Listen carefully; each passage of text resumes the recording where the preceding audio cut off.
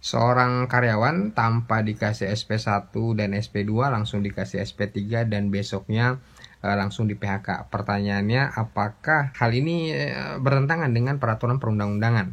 Jadi ini terkait dengan surat peringatan atau SP itu kan, kalau SP itu kan dikasih kepada karyawan yang melakukan pelanggaran, baik itu pelanggaran perjanjian kerja maupun pelanggaran peraturan perusahaan. Nah, ketentuan umumnya ketika seorang karyawan itu melanggar perjanjian kerja atau peraturan perusahaan, perusahaan berhak untuk melakukan PHK, tetapi sebelumnya dia harus memberikan SP dulu atau surat peringatan. Surat peringatan pertama, kedua, ketiga, baru bisa dilakukan PHK.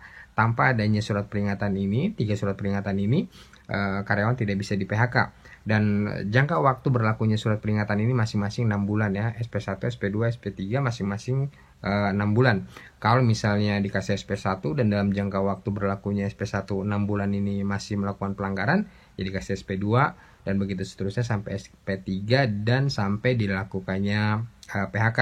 Jadi nggak bisa ya kalau misalnya si karyawan ini tiba-tiba dikasih SP3 dan besoknya langsung di PHK. Nggak bisa, jadi harus SP1 dulu, SP2, SP3, baru kalau masih dalam jangka waktu berlakunya SP3 selama 6 bulan melakukan pelanggaran lagi baru bisa dilakukan PHK. Nah, tetapi ada ketentuan khususnya nih. Jadi untuk beberapa pelanggaran tertentu perusahaan bisa aja ngasih yang namanya SP pertama dan terakhir. Jadi cuma dikasih 1 kali SP, kemudian dalam jangka waktu 6 bulan itu melakukan pelanggaran lagi bisa di PHK. Atau ada juga di PP 35 tahun 2021 pelanggaran yang bersifat mendesak. Kalau pelanggaran yang bersifat mendesak ini tanpa diberikan SP, karyawan bisa langsung di PHK. Pelanggaran yang bersifat mendesak ini misalnya karyawan itu melakukan penggelapan uang perusahaan atau menggunakan narkoba di perusahaan atau berjudi misalnya di perusahaan. Nah, ini termasuk dalam kategori pelanggaran yang bersifat mendesak. Nah, jadi selain ketentuan umum SP1, SP2, SP3 ada ketentuan khususnya ya, SP pertama dan terakhir dan pelanggaran yang bersifat mendesak. Nah, untuk yang pelanggaran yang bersifat mendesak ini tidak diperlukan adanya SP.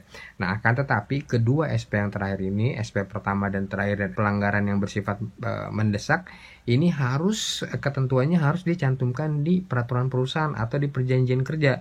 Kalau di perjanjian kerja atau di peraturan perusahaannya tidak dicantumkan ketentuan mengenai SP pertama dan terakhir dan ketentuan mengenai pelanggaran yang bersifat mendesak, maka kedua ketentuan ini tidak bisa digunakan terhadap karyawan, tidak bisa diterapkan kepada karyawan.